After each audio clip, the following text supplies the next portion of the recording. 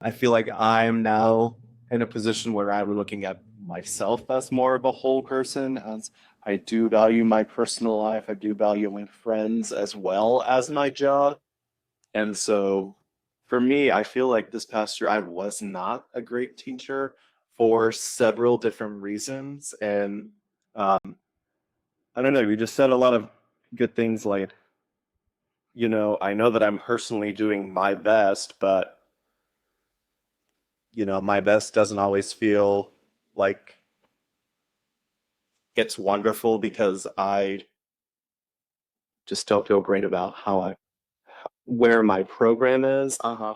and just where my headspace is. Yeah, that's really good. And that's really good reflection because I hear that a lot. I hear that a lot from colleagues. And so the first thing I'm going to respond to say is that your best is not a fixed thing, right? So the idea of like, I'm doing my best, that can be true now, but I'm doing my best could look different next year. Does that make sense? Yeah. So if I think about like, what is my best? My best when I was 28 is horrifyingly awful to me now because I am way better at this job than I was then. So I'm going to do my best, which is not the same as my best next year or my best. As long as like it's a growth mindset idea, right? So that's important. But the other part of what you were saying about just like not feeling like you were good at it all of a sudden during the last couple of years, I was there too, man. I during 2021 school year, which for us was mostly online, I was a mess.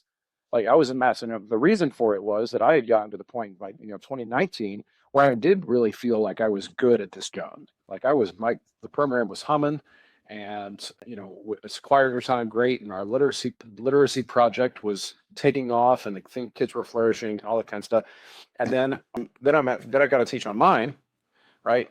But one of the things that I think got me through it because I was applying for other jobs, I was looking into just going to another state just to get a fresh start on life, all of those things. And but the thing that got me through it, I think, had a lot to do with what was in this presentation, which is the authenticity piece. I involved my students in all of those problems that I was having. I think the younger version of me would have been too proud to let students in on that.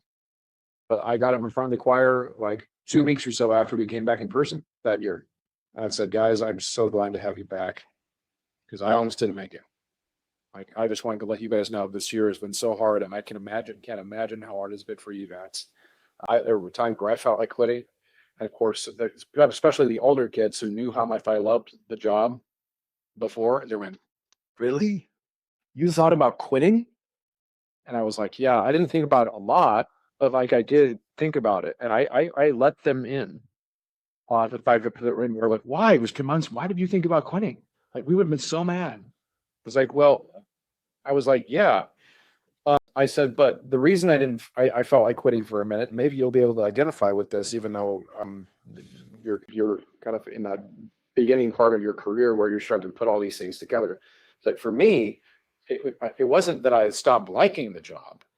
It's that it was that I loved it so much, but in this new format, I didn't feel like I could do it, like I wasn't good at it.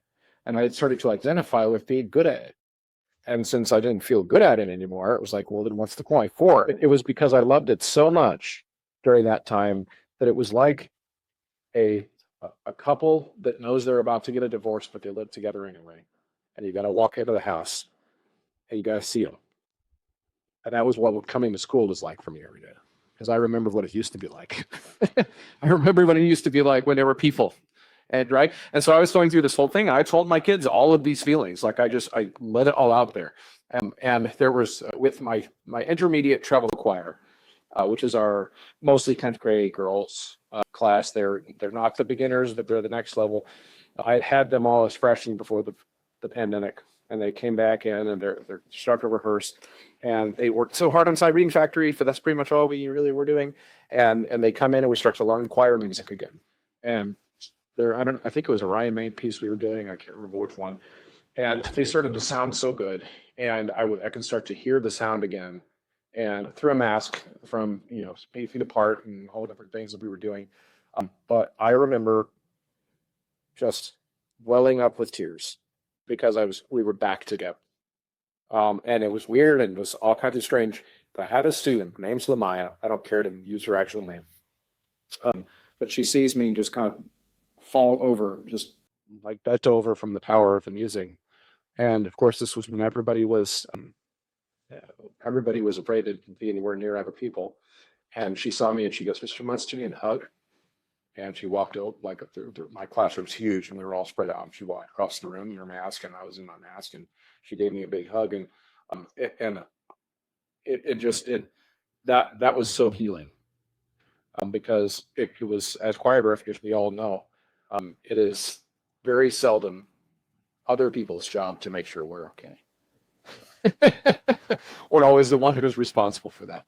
So ultimately, that's a long story answer to your comment. But I think my main message with those types of feelings, though, is like when are we able to figure out why we got into the profession in the first place?